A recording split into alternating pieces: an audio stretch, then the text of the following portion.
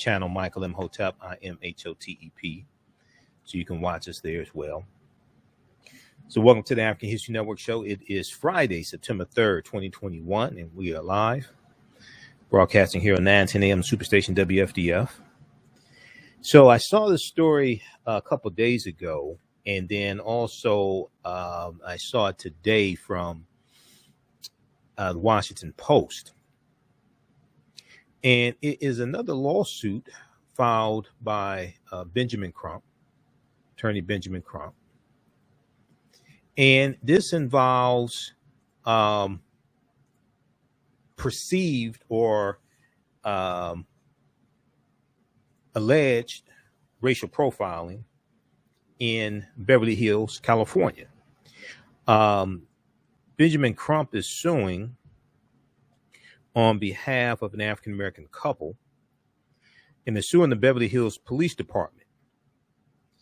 And the Beverly Hills Police Department launched a task force called Safe Street and Rodeo Drive Task Force. The Beverly Hills Police Department's Operations Safe Street and Rodeo Drive Task Force.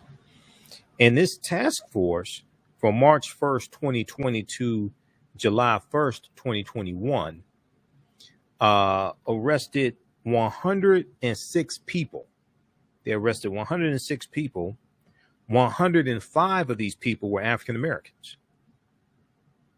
They arrested 106 people in this task force from March 1st, 2020 to July 1st, 2021. And all except one of these people were African American. And African Americans make up, is surmised, about 2% of the population there in Beverly Hills. So this was a lawsuit filed on behalf of an African American couple from Philadelphia. We're going to talk about this here. And then we'll talk about we'll give a recap in the R. Kelly trial. We didn't talk about the R. Kelly trial on Thursday. So we have to cover day 11. Thursday was day 11 in the R. Kelly trial.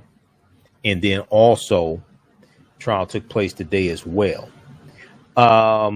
In day 11, you had a woman who is now 33 years old who testified that she said she had a friendship that turned to a sexual relationship with R. Kelly. And she met R. Kelly when she was 15 years old. The witness, now 31 and testifying under the name of Alexis, told the jury she met R. Kelly at a concert in Jacksonville, Florida during his Light It Up tour in 2006 when she was 15 years old going on 16. Okay, so we'll talk some about what happened on day 11. And then trial took place today as well, day 12. And in testimony today,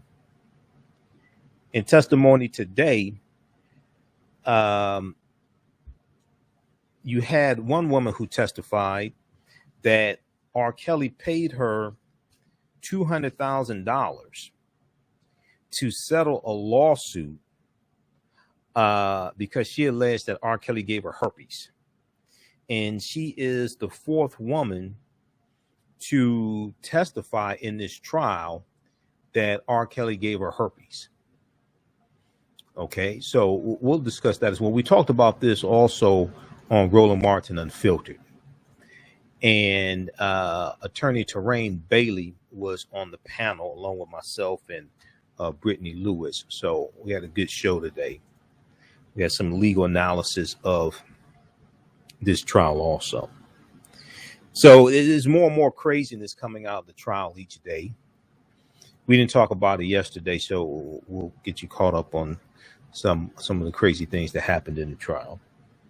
All right, now, and then also we'll let you know about the online course that I teach on the weekends, from the Civil War to the Civil Rights Movement and Black Power, 1865 to 1968. I teach that on Saturday, and then understanding the transatlantic slave trade, what they didn't teach you in school, teach that on Sunday. So we have the information at our website, AfricanHistoryNetwork.com, AfricanHistoryNetwork.com. You can register for the classes there. So we'll talk a little bit about that also. All right, now on the African History Network show, we focus on educating, empowering, and inspiring people of African descent throughout the diaspora and around the world, because right now it corrects wrong behavior. What you do for yourself, what you do to yourself, and what you allow other people to do to you and get away with is based upon what you think about yourself. What you think about yourself is based upon what you have been taught about yourself. What you've been taught about yourself is based upon everything you've read, heard, and seen about yourself. So we control the radius of a man or woman's thoughts. You can control the circumference of his or her actions, because the mind can't do or teach what it doesn't know. Now, we deal with a number of different topics here on the African History Network show. We deal with current events and history and politics, education, economic empowerment, entrepreneurship, relationships, love, sex, health issues, and much, much more. Sign up for our email newsletter. Text the word Kemet, K-E-M-E-T, to 22828. Sign up for our email newsletter. Text the word Kemet, K-E-M-E-T, to 22828 to sign up for our email newsletter. Also visit our website, AfricanHistoryNetwork.com, AfricanHistoryNetwork.com, and sign up for our email newsletter there as well. Okay. And you can support the African History Network. If you like this type of information, you support the African History Network. $, the AHN Show through Cash App. $, the AHN Show through Cash App. Also through PayPal. PayPal.me/the AHN Show. PayPal.me/the AHN Show. We're here 6 days a week, and this helps us keep doing the research, stay on the air, keep broadcasting, pay some of the bills, etc. All right. And we also have the information at our website, AfricanHistoryNetwork.com, AfricanHistoryNetwork.com. All right. So I want to jump into this first story. And this is from, this story comes to us from the Washington Post. And then also I saw the article from ABC Channel 7 out of Beverly Hills, California. But if we look at this article here, and then we're going to go to the reporting from ABC Channel 7, Beverly Hills lawsuit. Let me pull this up here. Beverly Hills Police Task Force arrested 106 people. All but one were black lawsuit claims. All but one were black lawsuit claims. Now, Beverly Hills Police targeted African Americans with harassment and arrest for low-level or non-existent violations in an effort to keep them away from Rodeo Drive, according to a class action racial discrimination lawsuit filed in California. Filed in California Superior Court on Monday by civil rights attorney Benjamin Crump and Bradley Gage. Civil rights attorneys Benjamin Crump and Bradley Gage. So that was filed on August 30th, 2021. Now, the complaint centers on the Beverly Hills Police Department's Operation Safe Streets. Operation Safe Streets. Okay. This is their Operation Safe Street and Rodeo Drive Task Force. And it's a campaign to address safety on the city's famed luxury shopping destination of Rodeo Drive. And we know that Rodeo Drive is in a number of different movies. We know Beverly Hills is in a number of different movies. When I first read this story, okay, you know what came to mind when I first read this story, right? The scene from Beverly Hills Cop, the first one from 1984 with Eddie Murphy. Okay, when he looked like a bum, and I think it was the police or security guards threw him through the glass window. All right, threw him through the glass window out the building. That's what first came to mind. Okay, when I read this story, so I said they did it to Eddie Murphy. You know they do it to us. Eddie Murphy's Eddie Eddie Murphy's a millionaire. They did it to Eddie. you know they'll do it to us. So the lawsuit claims that between March 20th and July 21st, I'm sorry, between March 20th and July 2021, March 2020 and July 2021, the task force made 106 arrests. 106 people arrested. It just so happened that 105 of them were African American. Okay, the one person wasn't African American, was Latino. Just so happens. Okay, it was a coincidence. Now, Attorney Gage, who is involved in filing this lawsuit, said, "quote If 2% of the residents of Beverly Hills are African American, but almost 100% of the arrests are American people, that's a pretty clear indication something's wrong." Okay, Attorney Gage told the Washington Post.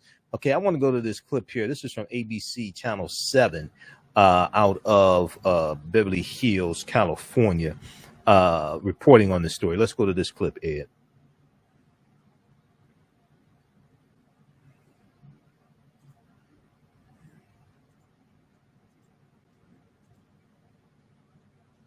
Yeah, take it off mute, the clip. So just play it when you got it queued up.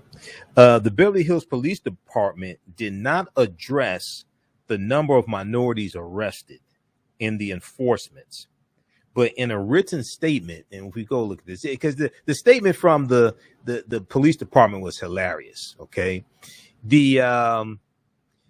let's see here. The lawsuit filed. Go ahead. Against the city of Beverly Hills, 2 people who were arrested last year say they were racially profiled. And now News reporter Rob Hayes has details on the suit. The city of Beverly Hills accused again of discrimination. Civil rights attorney Ben Crump, representing this couple, arrested last year by Beverly Hills Police. They spent a night in jail for riding a scooter on the sidewalk and resisting arrest. We didn't see any signs, anything stating that it was illegal to ride a scooter on a sidewalk on Rodeo Drive. I'm scared. I've never been to jail in my life. White and Williams were arrested here on Rodeo Drive. They were not alone. According to the lawsuit, more than 100 people were arrested as part of 2 enforcement programs. All of them, the attorneys say, were minorities. You had 106 people arrested. 105 of them African American, 1 Latina. The Beverly Hills Police Department didn't address the number of minorities arrested in the enforcement, but in a written statement, the police chief said White and Williams had been warned earlier in the day that riding a scooter on a sidewalk was prohibited. At that time, the chief writes, no enforcement action was taken. When committing the same violation later the same day and also providing false information to a police officer, Mr. White and Ms. Williams were taken into custody. But this is not the first time Beverly Hills has been hit with a discrimination lawsuit. There's been a culture in the city of Beverly Hills that's been tolerated for far too long. Attorney Brad Gage, who is also working this lawsuit, says he's represented more than a dozen Beverly Hills city employees who have sued the police department for various forms of discrimination. I love me some yellow. I'm yellow. This video made by Beverly Hills police officers in 2015 made fun of blacks and Asians and was posted on YouTube. In another case, Captain Mark Rosen won a $2.3 million settlement against the city after alleging discrimination because he was Jewish. Gage says this current case is finally forcing change. The 3 top people that were running this department have now either left or said they're going to leave. He's referring to Police Chief Sandra Spagnoli, who resigned in April, Captain Scott Dowling, who resigned earlier this year, and Assistant Chief Mark Coopwood, who just announced he will resign in October. It was Operation Safe Street. Crump warns more must be done to prevent something worse from happening to minorities here. No more. No more, Beverly Hills. Okay, so that is from ABC Channel 7 affiliate out of Beverly Hills, California. We're going to talk some more about this on the other side of the break. There was a good article from the Washington Post on this, and we talked about it on Roland Martin Unfiltered as well. So we're going to let you hear that segment also. You listen to the African History Network show right here on 910 AM Superstation, WFDF. I'm your host, Brother Michael Imhotep. We'll be back in a few minutes. Gain knowledge in minutes from insightful summaries of progressive and socially conscious books. Blacklisted gives you access to curated content that'll satisfy your curiosity to learn and understand different perspectives. Empower yourself through inspirational and actionable ideas. It's easy to read or listen to on the go. Blacklisted. Empower yourself. Start your free trial today. Black on Purpose Television Network. Yes, Black on Purpose Television Network. All black, all positive, all the time. The largest black-owned streaming television network in the world. Bringing our people together worldwide. Controlling our messages, our stories, our way. Black TV the way it should be. Black music, Black history, and more. 30 plus channels, thousands of shows. Black on Purpose Television Network. Subscribe now. The Superstation, Detroit's only African-American talk radio. Welcome back to the African History Network show right here on 910 AM Superstation, Future Radio. I'm your host, Brother Michael Imhotep. It is Friday, September 3rd, 2021, and we are live. Calling number is 313-778-7600. 313-778-7600 is the calling number if you have a question or comment. 313-778-7600. Okay, so right before the break, we were talking about the lawsuit that was filed in Beverly Hills, California. It's a class action lawsuit, and it's filed by attorney Benjamin Crump. And it alleges racial profiling, basically racial profiling. And from March 2020 to July 2021, 106 people were arrested because of Operation Safe Street and Rodeo Drive Task Force. 106 people arrested. It just so happens 105 of those people were African Americans. So I'm not sure how that happened, but it just so happens 105 of them were African Americans. So we were talking about this before the break. We shared the clip from ABC Channel 7 out of Beverly Hills. And I want to go back to the article here from the Washington Post as well that talks about this story. And this piece from the Washington Post is from September 3rd. So if you go back to the article here, it says that now the Beverly Hills Police Chief, Dominique Rivetti, released a statement on Wednesday, Wednesday, September 1st, addressing the allegations. And he said, quote, "The women and men of the BHPD, Beverly Hills Police Department, take an oath to protect human life and enforce the law regardless of race. Quote, any violation of this pledge is contrary to the values of this department. We take all concerns regarding the conduct of our officers very seriously." Now, during a Wednesday news conference announcing the lawsuit, attorney Benjamin Crump the attorney best known for representing the family of George Floyd, framed the alleged racial bias in Beverly Hills as a national scourge that has led to the death or injury of people whose names are synonymous with racially biased and violent policing. Okay, racially biased and violent policing. And you know, when I first saw the headlines, first I read the statement from Dominic Rivetti, the police chief. I read the statement and I'm like, well, wait a second, you're not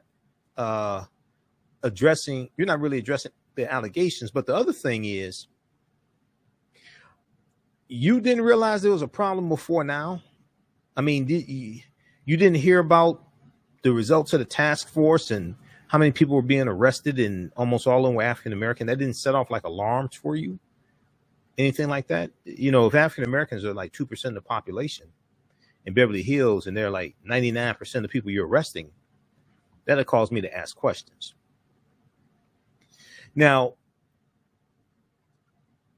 Attorney Benjamin Crump said, if implicit bias goes unchecked and discrimination goes unchecked, it leads to what happened to George Floyd in Minneapolis, what happened to Breonna Taylor in Louisville, Kentucky, what happened to Jacob Blake Jr. in Kenosha, Wisconsin. He said that's what happens if the actions of the Beverly Hills Police Department goes unchecked.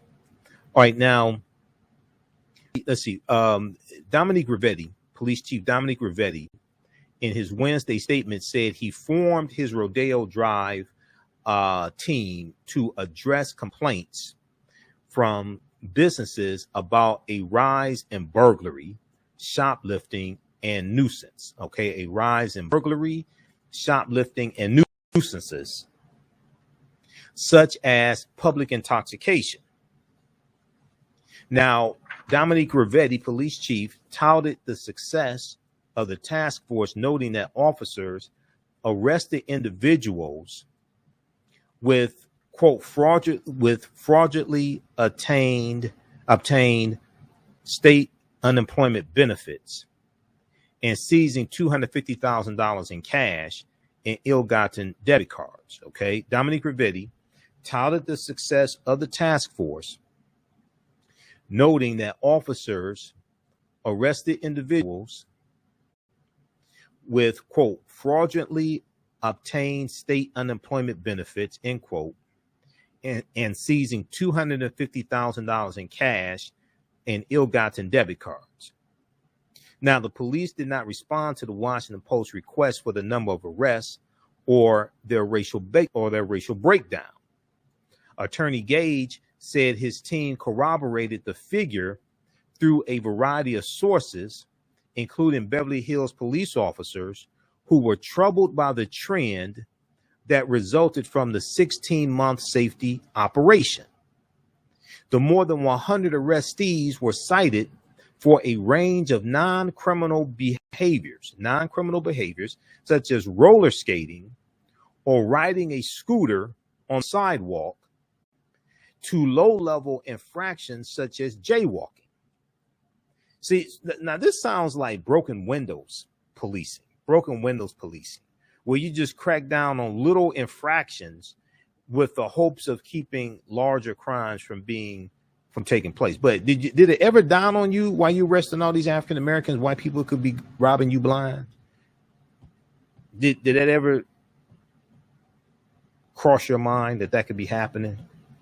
While you over here arresting African Americans for jaywalking or riding on the sidewalk on the scooter or roller skating, you ever realize that white people could be robbing you blind?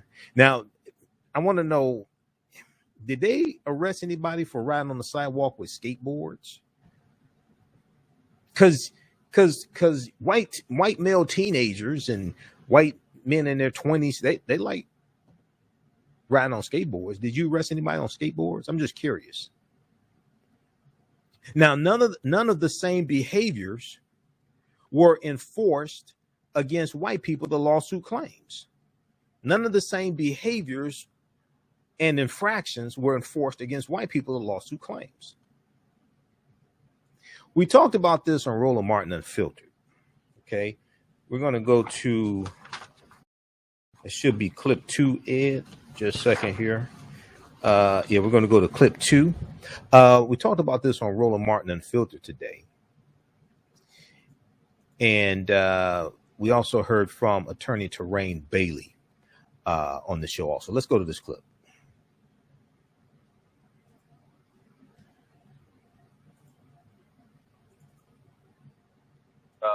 Absolutely crazy when you see these stories in California. The Beverly Hills Police Department is hit with a lawsuit claiming its officers arrest black people disproportionately. The complaint centers on the police department's Operation Safe Streets initiative. The suit claims that between March 2020 and July 2021, the task force made 106 arrests, 105 of them black. Beverly Hills Police Department issued a statement which that says the following: the women and men of BHPD take an oath to protect human life and enforce the law, regardless of race. Any violation of this pledge is contrary to the values of this department. We take all concerns regarding the conduct of our officers very seriously. That's it. I mean, I'm just saying, Police Chief Dominic Rivetti of Terrain, 106 people arrested, 105 black. I don't know if you. That's a hell of a ratio.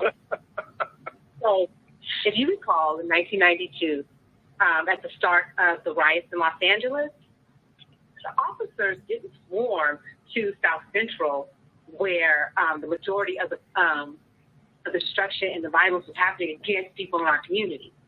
They swarmed to the west side of Los Angeles, and they pretty much laid a boundary protecting Beverly Hills and that west side of Los Angeles. And they wouldn't let people cross over into there because they wanted to protect those stores and protect that property.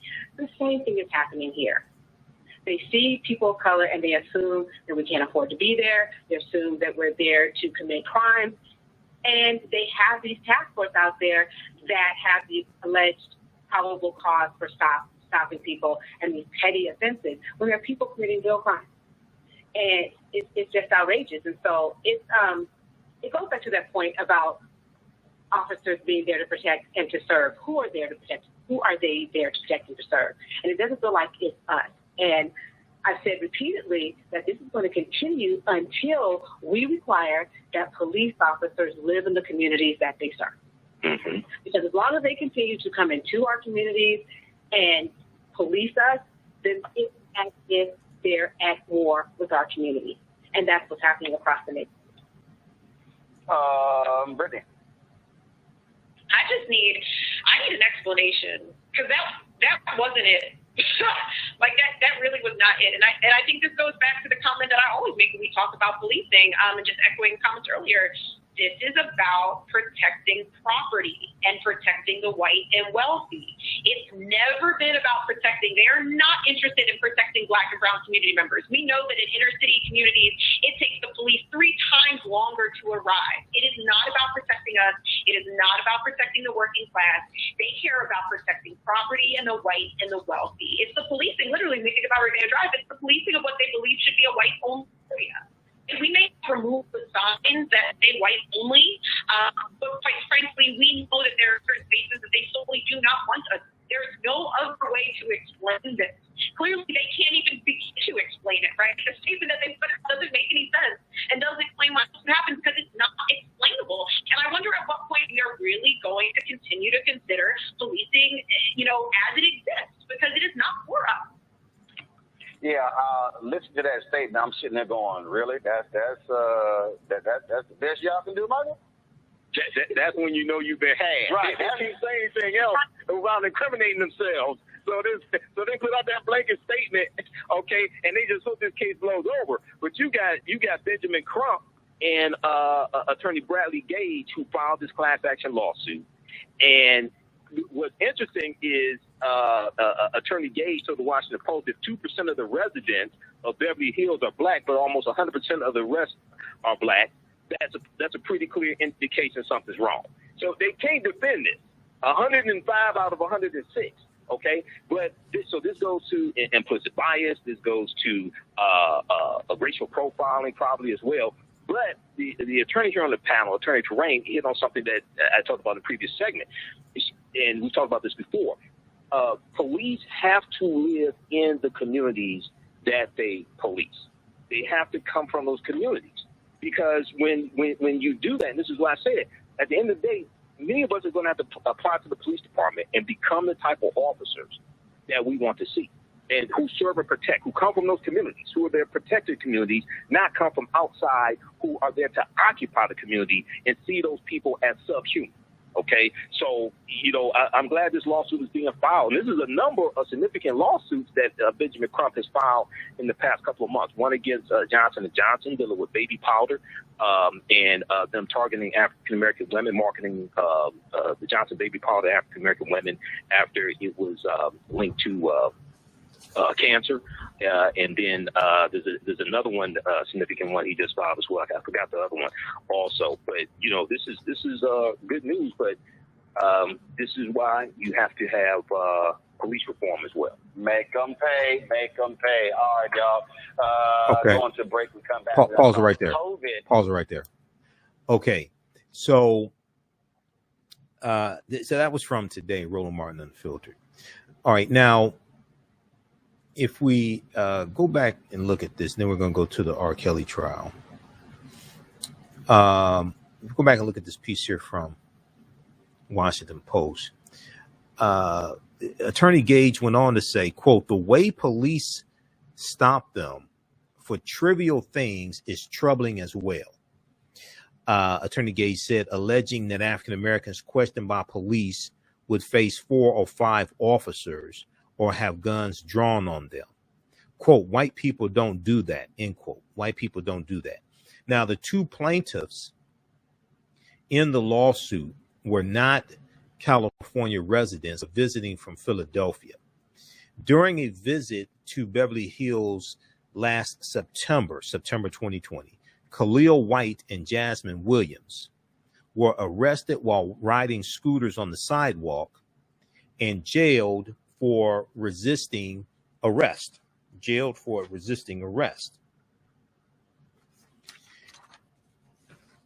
The charges, like most of those that stem from the operation, were dropped. So if the operation was such a success, why were most of the charges dropped? Police Chief Dominic Rivetti, if you're saying that the operation was a success and you arrested 106 people, but most of the charges are dropped, then 1, why were they arrested if you dropped the charges? 2, how are you saying the operation was a success? I'm not sure if your goal was to scare away African Americans or what, but I'm just trying to follow your logic. Now, the lawsuit claims that other incidents with police did not end in arrest, but indicate a pattern of harassment and over-policing of African Americans. Salahi Bembury, then the vice president of men's footwear at Versace, was allegedly jaywalking and holding 2 shopping bags from his store last October 2020, from his store, when police stopped him, asked for his ID, and ran his name for warrants. Now, Bembury filmed the encounter, which went viral. He said, quote, "So I'm in Beverly Hills and I'm getting searched for shopping at the store I work for and just being black," end quote. He said in the Instagram video. Now, the Beverly Hills Police Department officer said in response, quote, "You're making a completely different narrative." So they should be held to account. Okay, so what was the narrative?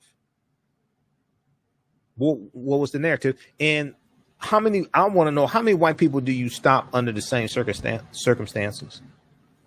Now, the current iteration of the lawsuit focuses on the outcome of Operation Safe Streets, but Attorney Gage expects it will broaden to encompass a wider review of discriminatory policing by the Beverly Hills Police Department and expects the class of complainants to grow tenfold. Expects the class of complainants to grow tenfold. Attorney Gage said, I don't think Ben Crump, I don't think Ben or I have had 5 minutes since the press conference that we haven't received phone calls. I've been getting them since midnight, he said. Now, since Wednesday, September 1st, Attorney Gage estimates the legal team has received at least 100 new complaints, okay?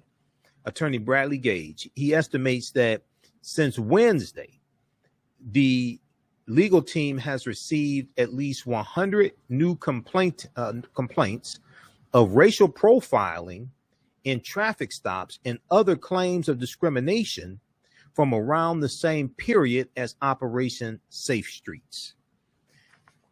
Okay, so you'll probably hear more about this. TheGrio.com also has an article regarding this as well.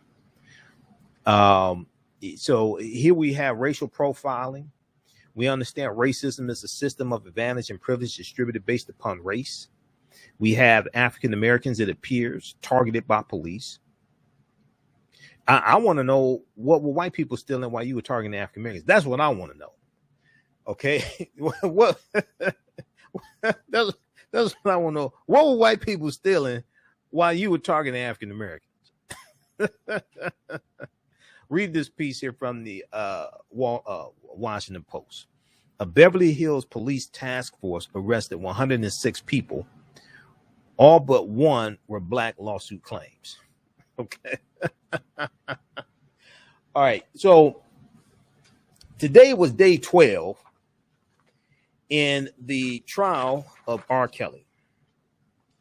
And we didn't talk about the trial yesterday. So we're going to recap a little bit day 11. Day 11th. Thursday, September 2nd was day 11 in the R. Kelly trial. You had a woman by the name of Alexis who testified on day 11, and she testified. Let me see. Hold on. Day 11, Thursday. Alexis told the jury she met R. Kelly at a concert in Jacksonville, Florida, during his Light It Up tour in 2006 when she was 15 going on 16. USA Today has some reporting about day 11 in the trial. And then also we're going to go to the Black News Channel. Candace Kelly, we'll go to clip number 3. Ed. We'll go to clip number 3 from the Black News Channel here in just a second. Candace Kelly, who is a legal analyst for the Black News Channel, and we're sometimes co-panelists on Roland Martin Unfiltered. She was on the Black News Channel today talking about what happened on Thursday. But very quickly here, I want to look at this article here from USA Today. R. Kelly trial reluctant witness says she had friendship turned sexual relationship with star starting at age 15. Okay, and let me pull this up here from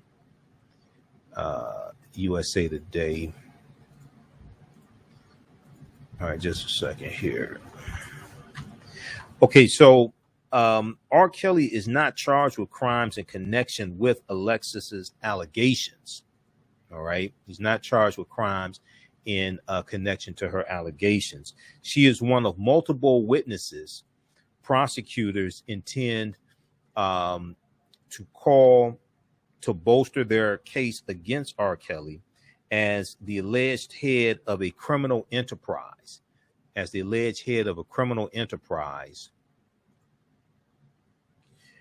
Who sexually abused and preyed on underage girls. Okay, so Alexis testified on day 11. Now, she testified she was invited backstage by someone in his entourage to meet R. Kelly following the Jacksonville concert. Then he then met him the next day on his tour bus in a mall parking lot. She says she signed a non-disclosure agreement there. Did they ever discuss her age? She was asked. She said, I may have, she said. She said R. Kelly seemed to be amenable at the time to a platonic friendship. Now, Alexis acknowledged under questioning by prosecutors that she did not want to testify at the trial, and she had hazy memories of when and where alleged sexual encounters with R. Kelly first began and her age at the time. She said, I don't recall how old I was, she said. It's hard. It was 16 years ago. Now, how often did they have sex? She was asked. She said, I don't really recall. She said her first sexual contact with him was at his suburban Chicago home, but they did not always have sex when they met. Now, I want to go to this clip here from the Black News Channel. Candace Kelly is recapping what happened in day 11 of the trial. Let's go to this clip, clip number 3, Ed. Joining us now is Justice Correspondent Candace Kelly for more on the trial. And Candace, let's talk about the witness who calls herself Alexis. She testified that the defense attorney chose not to cross-examine her. So why is that significant?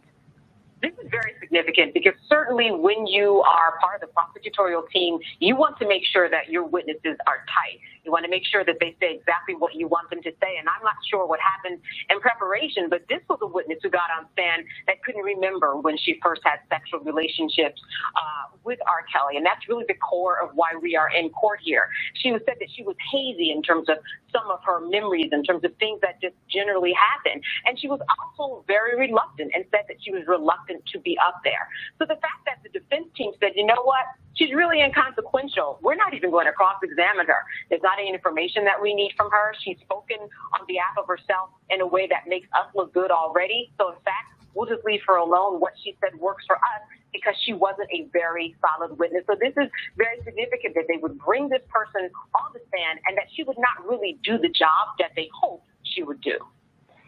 The DNA expert testified that he examined semen on a shirt that Geronda Pace claimed actually belonged to R. Kelly. So how important are these findings? You know, they're important and they're not important. They're important because of the fact that these are, in fact, semen stains that belong to R. Kelly. The problem with this is, when did this happen, right? When did, and do they believe this particular witness? If we go back, she was one of the first women to testify in this case with details that went on behind the scenes. She was also the one to have lied about her age. So when we look at all those moving parts, you have to think, how is the jury receiving this? She also received monies already in terms of cases that she has filed against R. Kelly, and they settled them out of court in terms of hush money, if you will. So when we look at this T-shirt, and if it does, in fact, have semen by R. Kelly, which by the court that was a clear indication that was happening or that happened, what does that really mean? When did this T-shirt become in this situation? Is this a T-shirt that belongs to someone else? Did this actually take place to Geronda Pace when she was underage? So that's really what's going to be key here, just connecting the dots in the T-shirt. Otherwise, it's just a T-shirt that could be from anybody at any time, and she's just connecting her narrative to it.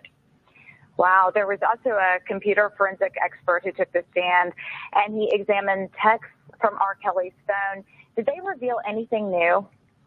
You know, they didn't reveal anything new specifically, but here's what we have. We have in writing someone from the Department of Homeland Security's work, and here's what he found. He found a text on the iPhone of R. Kelly from years ago saying, "You're young.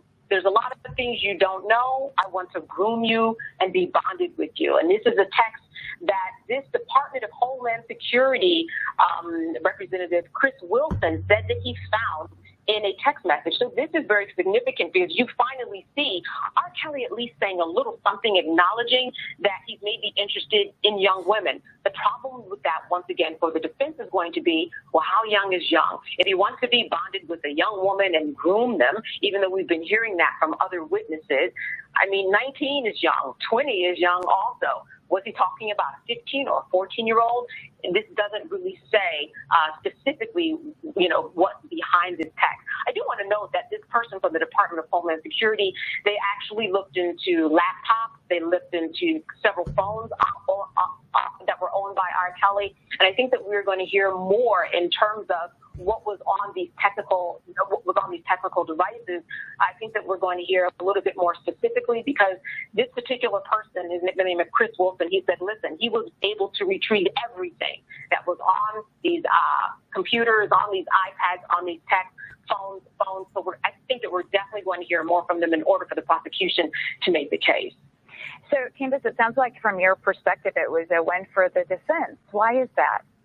Well, the defense is in a situation where they're looking at the prosecution flying around, but not necessarily kind of quite landing the plane. We have a number of pieces of evidence that are mounting up so that the prosecution can ultimately kind of add some glue to the case and connect all of these witnesses to talk about the RICO and the underlying claims that make up this particular RICO law. So the defense had a good day in that there was a witness that took the stand that didn't prove to be a very good witness, and you did have evidence by the Department of Homeland Security and a DNA expert, but you couldn't necessarily connect the dots that these were pieces of evidence that were connected directly to R. Kelly. So out of all the days so far, I think that this has been one of the strongest days for the defense. Fascinating. Justice Correspondent Candace Kelly, thank you so much for your insight and your perspective this morning. And don't forget. Okay. All right. Pause it right there. Okay. So we've got, that's from the Black News Channel from September 3rd, 2021. R. Kelly accuser hesitant to share details of alleged sexual relationship. And that was legal analyst Candace Kelly that you heard. Okay. So if we look, we're going to go to this clip here from Roland Martin Unfiltered here, Ed, in just a second. So that was day 11. Day 12. You had a woman by the name of Kate who testified, and Yahoo News reported on this. R. Kelly paid $200,000 to settle a lawsuit with a woman who said he gave her herpes. Okay, she said. Kate, whose allegations aren't included in the charges against R. Kelly, said she dated the singer from 2011, dated the singer from 2001 to 2004, from 2001 to 2004. And a Chicago woman who engaged in the sexual relationship with R. Kelly between 2001 and 2004 said the singer paid her a $200,000 settlement after she sued him over herpes.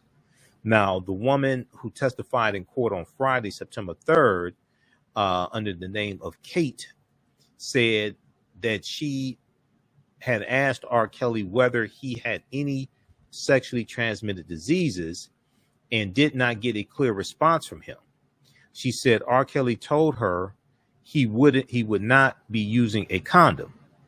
At some point after having sex with him in 2001, Kate noticed a small bump and a burning sensation in her vaginal area, which she said was later diagnosed as herpes. She said R. Kelly was her only sexual partner at the time. Okay, now those watching on our Facebook fan page, The African History Network, The African History Network, and our YouTube channel, Michael Imhotep, IMHOTEP. Keep watching. We're going to keep broadcasting for a few more minutes. I'll share this excerpt of Roland Martin Unfiltered as well. Be sure to visit our website, AfricanHistoryNetwork.com, AfricanHistoryNetwork.com. Register for the 10-week online course I teach on the weekends, from the Civil War to the Civil Rights Movement and Black Power, 1865 to 1968. And we do the classes live. All the sessions are recorded. You can go back and watch them over and over again As soon as you register, there's bonus content you can watch. The classes are regularly $100. Regularly, the classes are regularly $130, on sale $80. As soon as you register, you can start watching the content. We do this class on Saturdays, 12 noon to 2 p.m. Eastern Standard Time. And then also the other class is Ancient Kemet, the Moors, and the Ma'afa. Understanding the transatlantic slave trade, what they didn't teach you in school. We do that on Sundays. All right. Right now, it's correct wrong behavior. It's not over till we win. Wakanda forever. And we'll talk to you next time. Peace. All right. Stand by. Okay. We're going to go ahead and continue here. We're going to go ahead with this segment from Roland Martin Unfiltered from today. Be sure to register for the online courses. As soon as you register, this bonus content, you can start watching. All right. And I do a PowerPoint presentation. We have book references, articles, video clips, all that information. And even after the class is over with, you can go back and watch it. So next year, you can go back and watch the entire course. From the Civil War to the Civil Rights Movement and Black Power. So this one picks up where Understanding the Transatlantic Slave Trade leaves off. You can watch them in any order. The courses in any order. But each class we go through and analyze an approximately 10-year period of history to see what happened to us after the Civil War ended. What happened to us after slavery ended, after the Civil War? What were the laws and policies put in place to help put us in the predicament we are in today, so we understand where we need to go from here? All right. And then also, if you like this type of information and want to support the African History Network, you can do so through Cash App, $ the AHN Show through Cash App, $ the AHN Show through Cash App. Also through PayPal, paypal.me/the AHN Show, paypal.me/the AHN Show. We're here 6 days a week. This helps us keep doing the research and stay on the air, keep broadcasting. This is our official Cash App account, $ the AHN Show, SHOW. When you go to it, it'll say Michael and show my picture there. All right. So I want to go back to let's go back to this article here from Yahoo News dealing with day 12 in the R. Kelly trial. Okay, so Kate testified today. Now, due to the diagnosis, quote, I didn't know if there would be potential medical costs that would not be covered. That would not be covered by insurance, she said, in explaining why she sued R. Kelly. Now, Robert Sylvester Kelly, R. Kelly, is on trial in Brooklyn for a long list of federal sex crimes, including allegations that he ran a criminal enterprise that recruited girls, boys, and women for sex. Some accusers say they contracted herpes from R. Kelly, who never disclosed his STD status to them. Kate's allegations are not included in those charges. Now, she's the fourth woman to testify in this trial that R. Kelly gave her herpes. R. Kelly has pleaded not guilty to all of the charges against him. Okay, now Kate, who is more than a decade older than many of the accusers who testified during the first few weeks of the trial, says she met R. Kelly when she was 27. She did not travel out of state to visit him like the other young women, saying she had an established professional career that kept her busy and only allowed her to see R. Kelly when he was in Chicago. And this is a drawing of R. Kelly in court also. Okay, now I want to go to, let's cue this up here. So we're not on 9:10 a.m. Anymore. Let's see here. Let's cue this clip up here. So this is from Roland Martin Unfiltered today. And we discussed the case. All right, folks, day 12 of the R. Kelly trial, and a woman identified as Kate testified. She dated R. Kelly, and he paid her $200,000 to settle a lawsuit she brought accusing him of giving her herpes. She told jurors when they began having sex, she told him that she was worried about STDs, but he refused to use protection. On yesterday, federal prosecutors called DNA experts to take the stand. The expert, Yang Fei Wu, testified that he found semen on a blue shirt that one of the R&B stars' accusers said she saved. Earlier in the trial, Geronda Pace recalled her last day at Kelly's home, saying he spit on her, slapped her, and choked her until she passed out after he flew into a rage because she texted a friend. To my panel, Terrain Bailey, attorney, Michael Imhotep, host, the African History Network, Brittany Lee Lewis, political analyst. So, Attorney Bailey, how you doing? We'll start with you. You are defense attorney. As you look at this trial, you've seen how the prosecution is laying this out. Do you believe that they are moving closer to proving the charges, or does things like this testimony saying he gave her herpes, how does that actually relate to what he is charged with?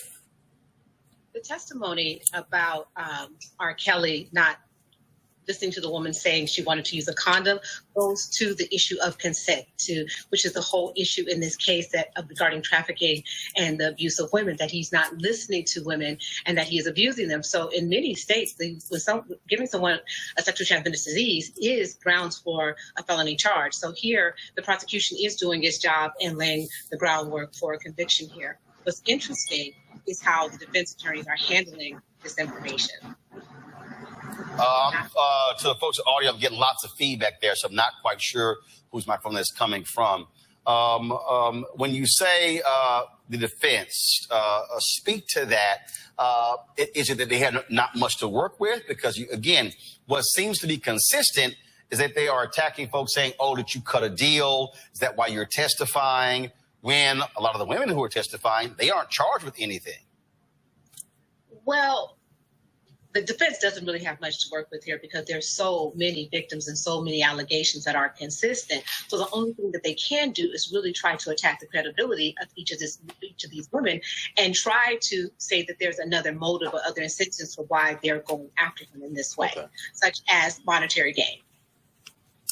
Brittany, what is interesting about this, as we have been covering this, you still have people out there who are ardent R. Kelly fans. I got people who are tweeting me saying, oh, you're not telling the whole story. You need to get the transcripts of the trial. These people are lying. They're not doing a good job. That there are inconsistencies. I mean, all of this.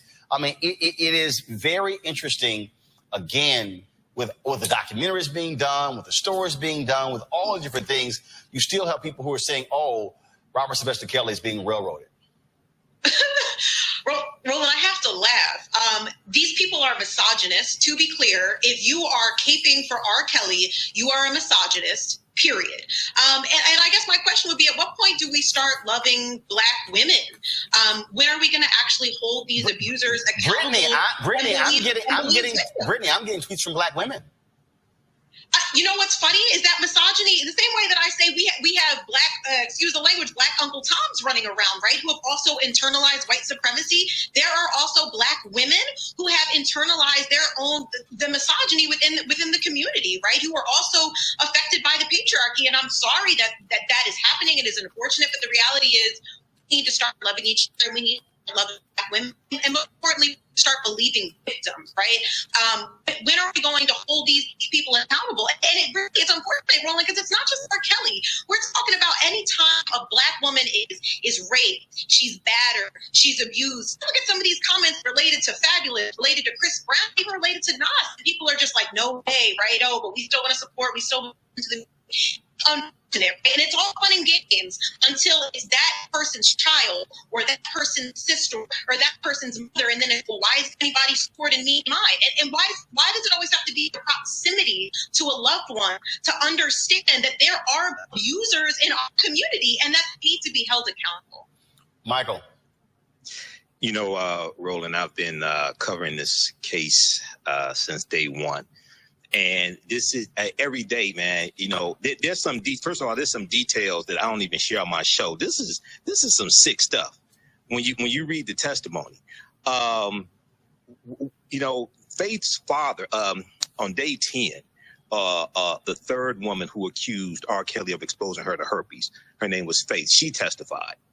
Her father is a pastor. He was there at the trial, and he was outside of the trial, and there were female R. Kelly supporters who were berating him, and we talked about this last Friday on your show. The most disrespected woman in America, or the most disrespected person in America, is the black woman. And we're seeing this here a second time. We saw this in the first trial. We see this again a second time here.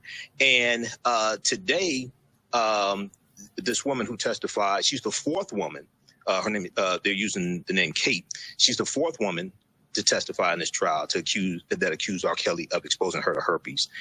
And, brother, we have to stand up to defend African-American women. But also, I just had a quick question for the attorney here, if I could. I just wanted to know, the charges are one count of racketeering and 8 counts of violation of the Mann Act, which is interstate sex trafficking. And I just wanted to know, how is the prosecution doing presenting their case regarding the 1 count of racketeering? How are they doing in regards to that? Well, let me start first with the trafficking. They're doing an excellent job with the trafficking because they're showing the plane tickets and the traveling across state lines. The racketeering, I see them moving in that direction as aggressively, and I'm assuming that they're going to do that through other witnesses, because I haven't seen as much of that from the witnesses that have testified thus far. I mean, we've had some testimony from people from R. Kelly's camp that have assisted in arranging these meetups with the women backstage and assisting with introducing them to these women. But the racketeering case, from my perspective, is not as strong as the trafficking case at this point. Okay. All right. Thank you. So, obviously, the defense will have opportunity to put their case on. This is one of three cases he actually faces, Dwayne. And so, do you believe that as this moves forward, this jury of 7 men and 5 women are going to listen to this harrowing testimony? And as you said, I mean, it's very gritty. It's extremely, when you talk about the choking, one woman said that he forced her to perform oral sex on him. A gun was nearby. There was a man who testified that R. Kelly performed oral sex on him.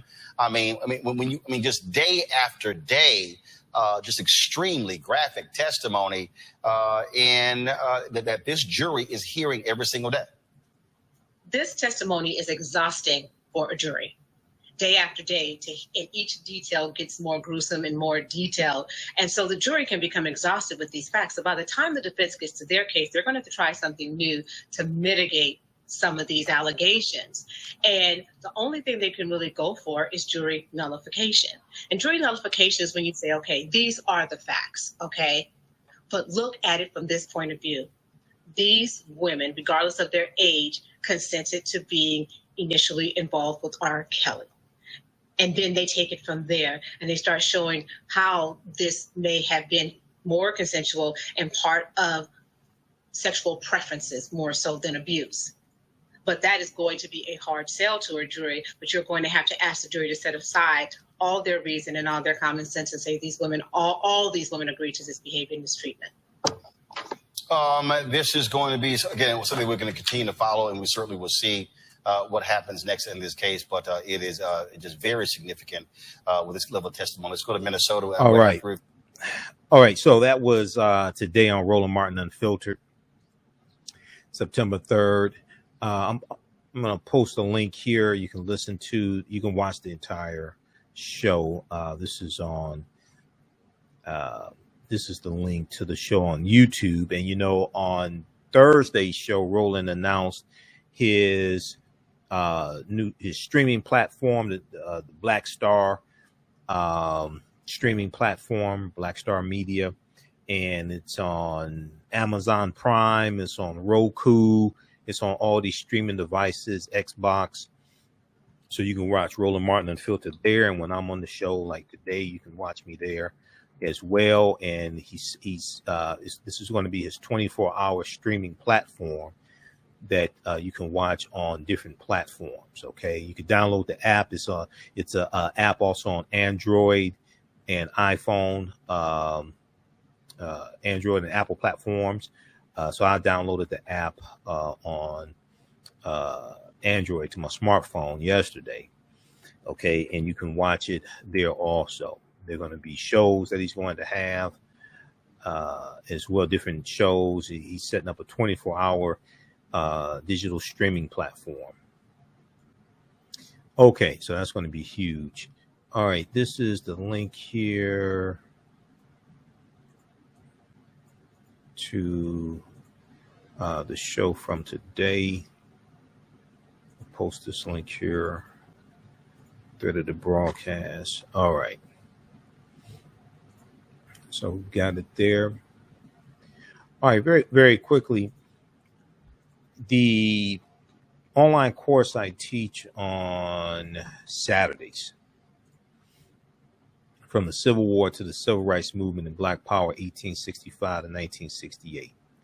I just want to do a quick overview of some of the content in that class. All right. So it's a 10-week online course, and you can register for it at our website, AfricanHistoryNetwork.com, AfricanHistoryNetwork.com. Right on the home page, just scroll down, you'll see the information there. Click on register here. It takes you to the next page, and just click on enroll.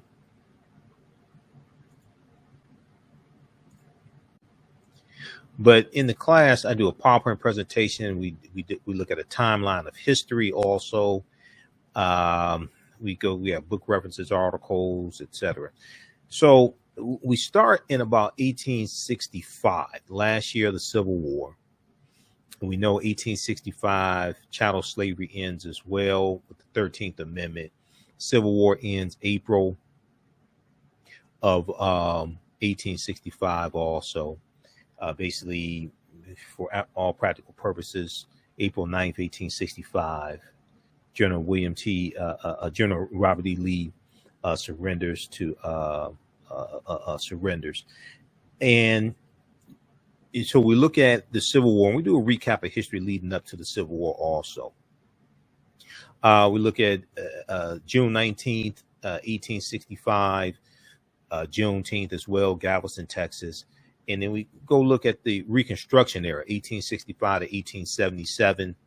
And during this 14-year period of time, the U.S. government took steps to try and integrate the nation's newly freed African-American population into society.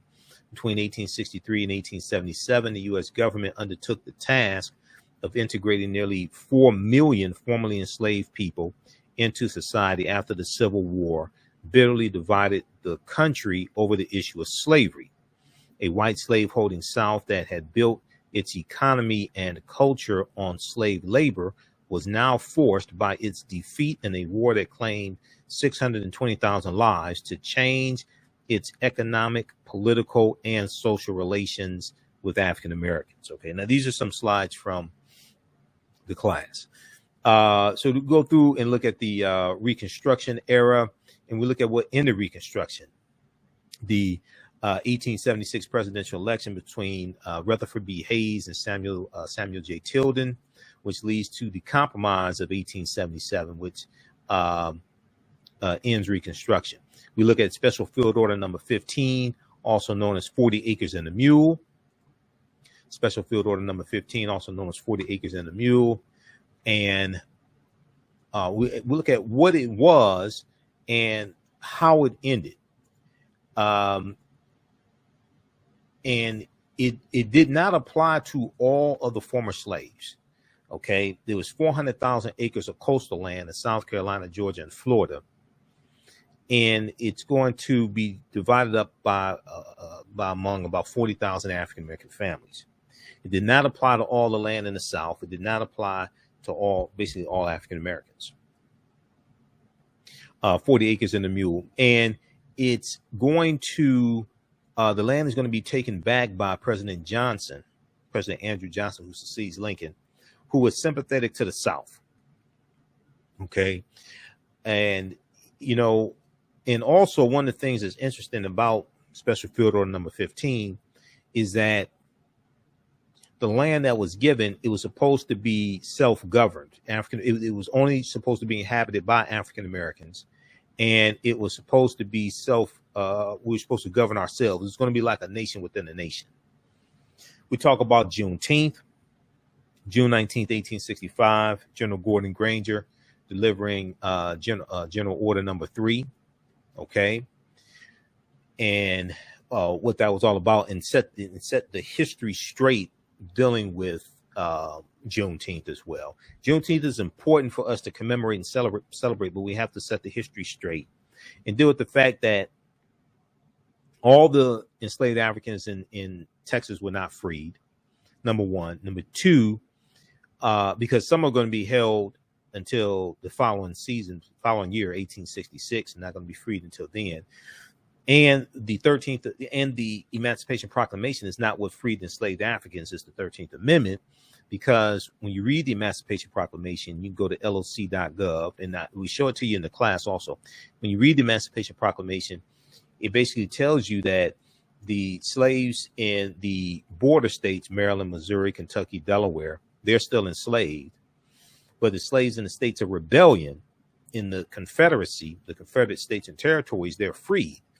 Well, the Union and Lincoln had no authority to dictate to the Confederacy what to do. They had no authority to say that the slaves were freed or what have you, because those Confederate states seceded from the government, set up their own government. You have no control over them.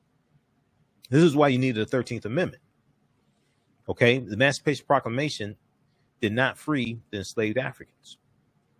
And those in the states, those in the territories that stayed with the Union were allowed to keep their slaves also. Okay, so we go through and break down this history as well. We talk about the 13th Amendment, what it was. People misunderstand and think there's a loophole in it that re-enslaved African Americans. No, that's not true. The 13th Amendment is based upon the Northwest Ordinance of 1787. The same law talking about neither slavery nor involuntary servitude except as punishment for a crime whereof the parties shall be duly convicted shall exist within the United States or any place subject to their jurisdiction. That law already applied to white men. That law already applied to white men. That's based upon the Northwest Ordinance of 1787. What they're doing is, after slavery ends, they're given the same rights that white men have. They're giving those to African Americans. The same thing applied to white men. Okay, the 13th Amendment didn't re-enslave them. Okay, that's a total misunderstanding of history. I interviewed Dr. Darrell Scott, history professor at Howard University. We talked about this, and we've re-aired that broadcast here on our social media platforms, and it's archived on our Facebook fan page, The African History Network, and our YouTube channel, Michael Imhotep. And he went through, because he teaches a class from slavery to mass incarceration, and he went through and dispelled this whole myth. And back at the time, 1865, and during this Reconstruction Era, all that stuff. Back at the time, people weren't talking about a loophole in the 13th Amendment and it re-enslaving us, and things like that. You know, this is just, he talks about 13thers. And this was one of the premise of the documentary from Ava DuVernay, 13, that the 13th Amendment had a loophole that re-enslaved us. It's nonsense. No, that's not historically accurate. That's not what happened. There was an article from that he talked about when I interviewed him, because he traces some of this myth to a prisoner in California back in the 60s named Lee Wood. And let me see if I can bring up this.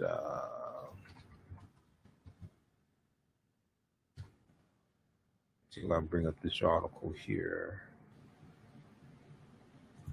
I'm not sure. Find it.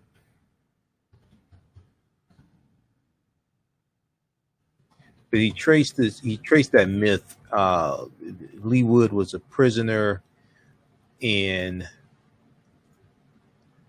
California in the 1960s, and he was reading the 13th Amendment and thought that that's why he was in prison. And this is where Dr. Daryl Scott was basically traced that back to. Let's see here. What was the name of that article?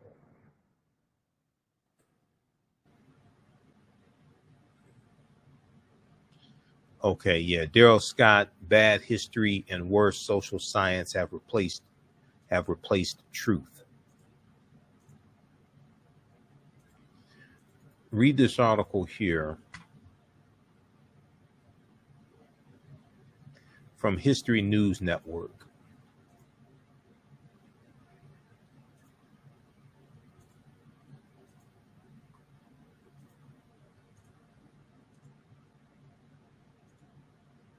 History News Network, March 10th, 2021.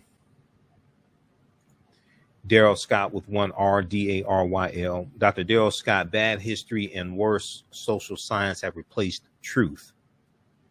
And he deals with this whole, what he calls 13thers, who deal with this myth that mass incarceration was because of the 13th Amendment and all this other nonsense. The interviewer here who interviewed him for this piece said, as you explain the theory that the 13th Amendment allowed for the functional re-enslavement of freed blacks emerged not from professional scholars, but from the incarcerated activist Lee Wood in the 1960s. It was a powerful tool for consciousness raising in that context. And at first, Dr. Daryl Scott thought it was Angela Davis who came up with that theory, but it wasn't. He said, I had no idea where it came from initially. Within the academy, I traced it back to Angela Davis. She did not make that big a deal of it. It was a passing comment, a little hyperbole in an essay usually means nothing. He said, when I started going back and searching, I learned about Lee Wood, the guy who was in prison in California, and said he discovered this. He had an epiphany when he read the 13th Amendment among a group of prisoners. You could understand that. The claim by prisoners is from the very beginning a weapon in the struggle to change their world. Okay, so read this here.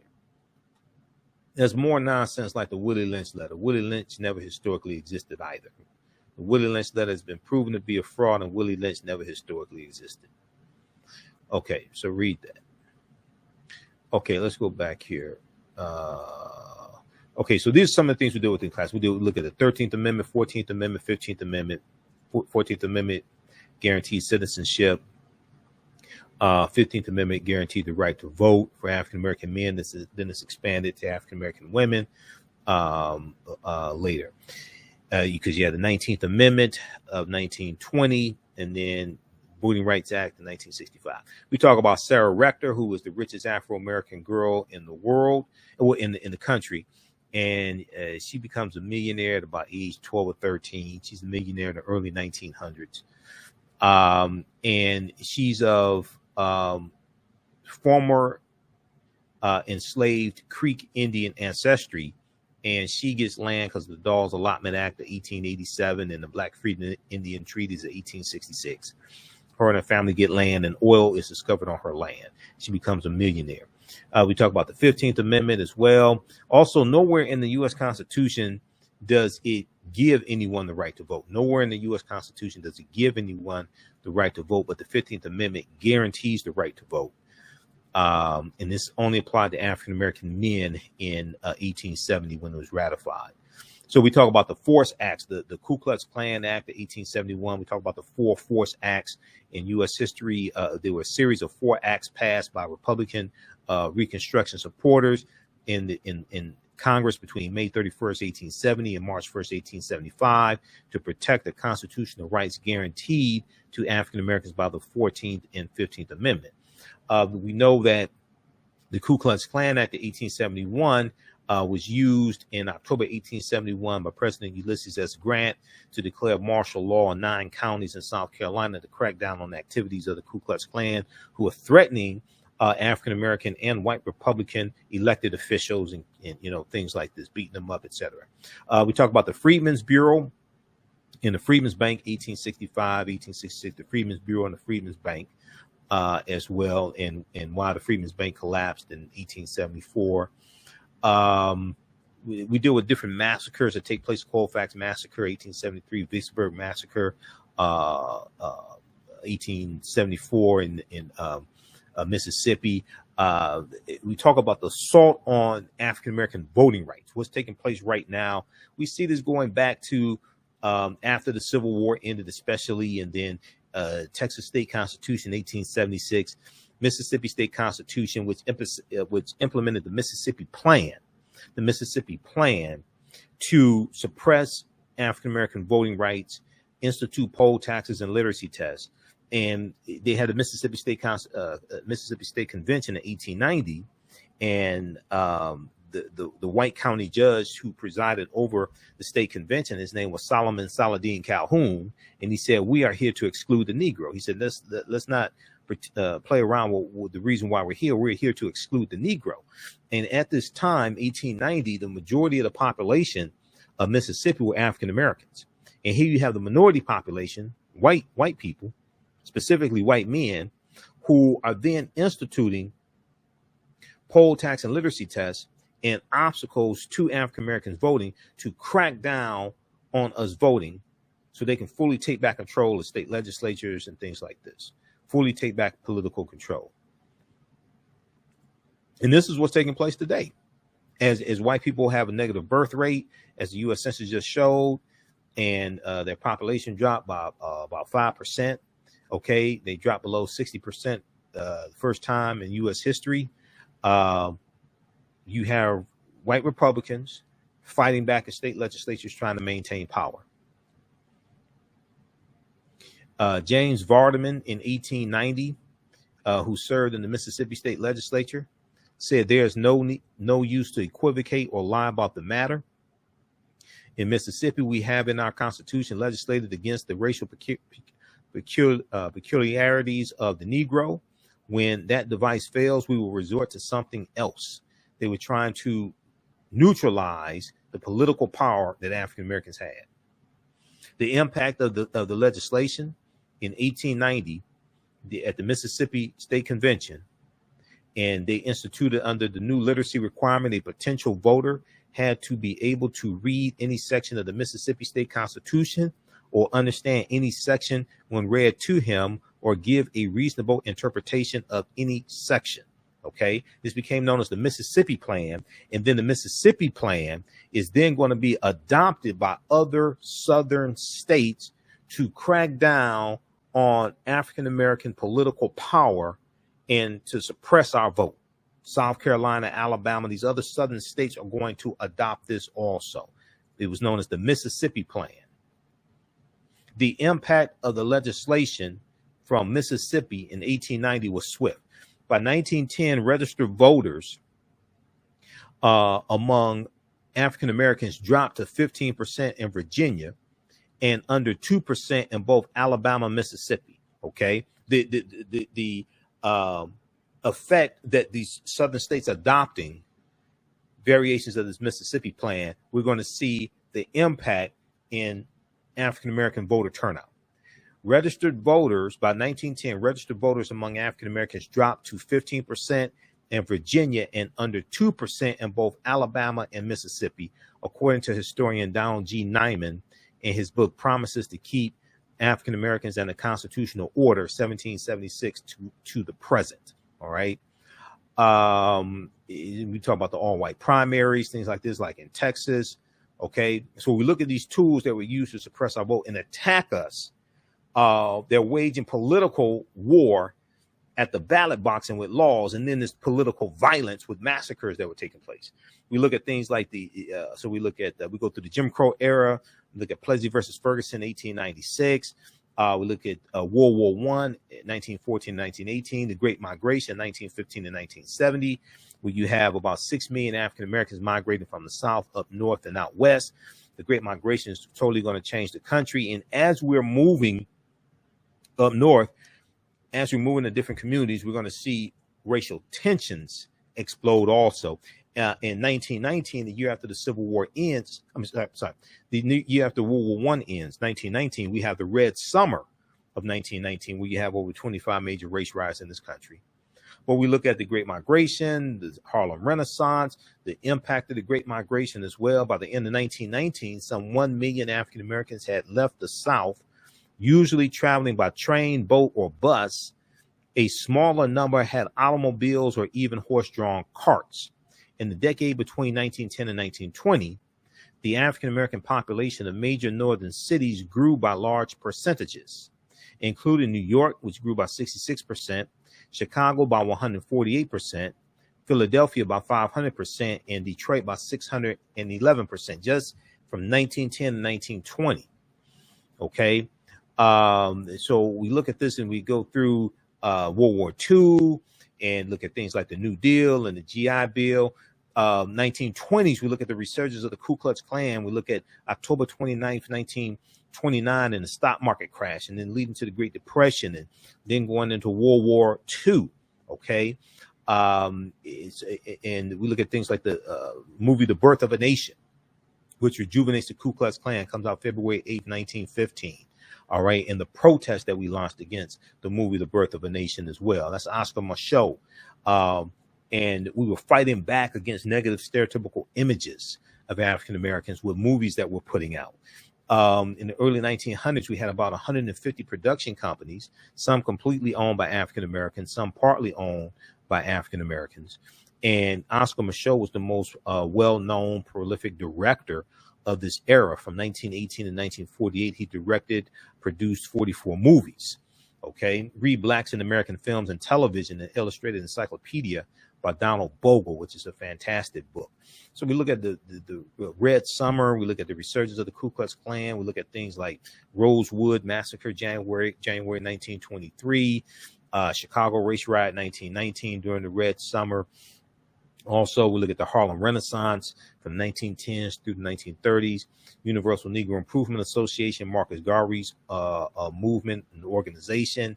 1914, founded in Jamaica. He comes to the U.S. in 1916, starts setting up chapters as well. We look at Dr. Carter G. Woodson and Association for the Study of Negro Life and History.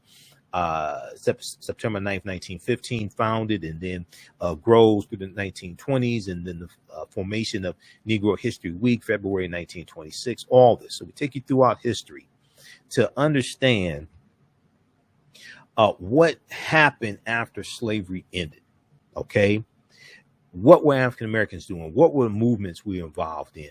What obstacles were we facing? What were laws and policies put in place that helped put us in the predicament we're in today? Then we go through the civil rights movement, and then how the Black Power movement comes out of SNCC in 1966 through the Nonviolent Coordinating Committee. Okay, we go through and look at this history to better understand what we need to do today. We see how we were under attack back in the late 1800s, early 1900s. So people's history and culture teaches them how to deal with the problems of the past in the present and the future to meet the needs of the community. Okay. And we go through, look at this history, and we look at this timeline of history, and look at cause and effect.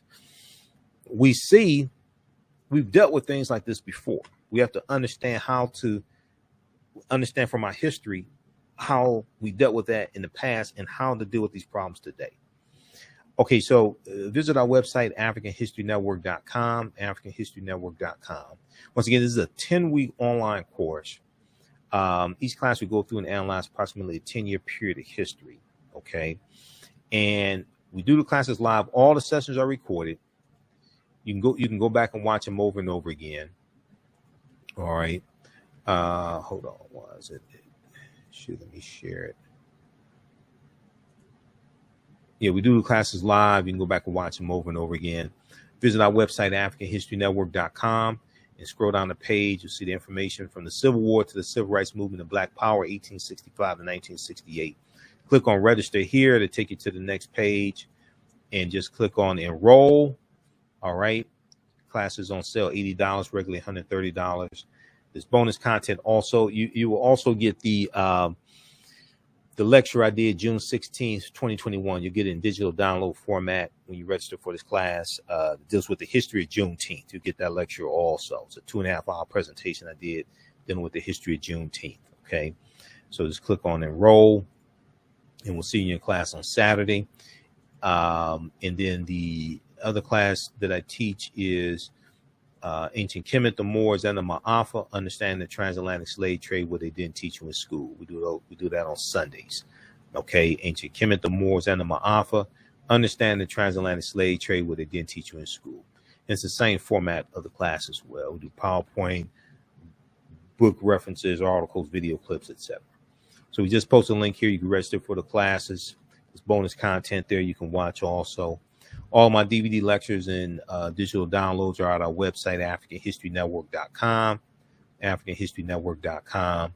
And we have the Michael Imhotep Black History Month 15 DVD bundle pack also. And then the 6 title bundle pack in DVD and digital download format, Black Migration 1619 to 2019. These are just a few of my lectures here. All right. So look, we have to get out of here. Remember, at the African History Network, we focus on educating, empowering, inspiring people of African descent throughout the diaspora and around the world. Because right now it's correct wrong behavior. It's not over till we win. Wakanda forever. And we'll talk to you next time. Let's see, we're off Sunday. I'm off Sunday and Monday, so we'll be back live with the African History Network show. We'll be back live on Tuesday, okay? Because they're re-airing. The radio station shut down Saturday and Sunday. And I'm not doing the show Monday. Most of the shows are repeats on Monday also for Labor Day. So I said I'm taking Labor Day off as well. Okay, so we'll see you in class this weekend. Right now, it's correct wrong behavior. It's not over till we win. Wakanda forever. And we'll talk to you next time. Peace.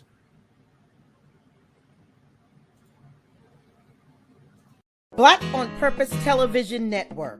Yes, Black on Purpose Television Network. All black, all positive, all the time. The largest black-owned streaming television network in the world. Bringing our people together worldwide.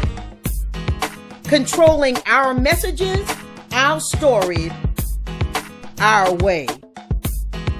Black TV the way it should be. Black music, Black history, and more. 30+ channels, thousands of shows. Black on Purpose Television Network. Subscribe now. Hi, I'm Joel Wilson, President and CEO of JCW Computer Consulting, LLC, a technology implementation firm with over 20 years of satisfying customers. We offer a full spectrum of industry top-tier branded services. We are an authorized partner or reseller for Lenovo, Zoom, T-Mobile, Microsoft 365 and Surface tablets, Google Workspace, Acer, Asus, Samsung, PCmatic security software, and many more. Our online store features laptops, Chromebooks, computers, printers, accessories, and software. Businesses, take advantage of our free 1-hour Zoom tech consultation and know we offer top nationwide high-speed internet service providers, voice over IP, and cellular phone services. Home users, don't miss our current in-stock Chromebook inventory.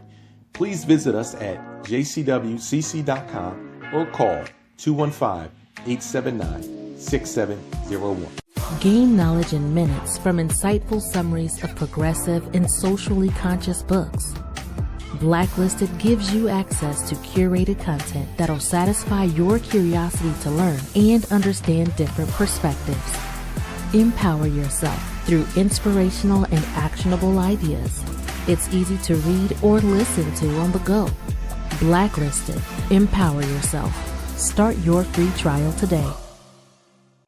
We all know the cannabis industry is headed toward an uprise in the past decade. What happens when there is a brand that brings this uprise in a blow? The cannabis industry welcomes her uprise. Hustle her hemp. Delivering excellence with pride is her watchword. and how you choose to embrace it makes it a priority. From cultivating rich cannabis into exquisite and tastefully finished CBD products to delivery, Hustle Her Hemp leaves no stone unturned. Hustle Her Hemp's mission is to empower women of color by building business and creating legacies, uniting beauty, health, and business. We are a pure definition of how we want the CBD industry to become in the future. While we are redefining innovation, we bring the same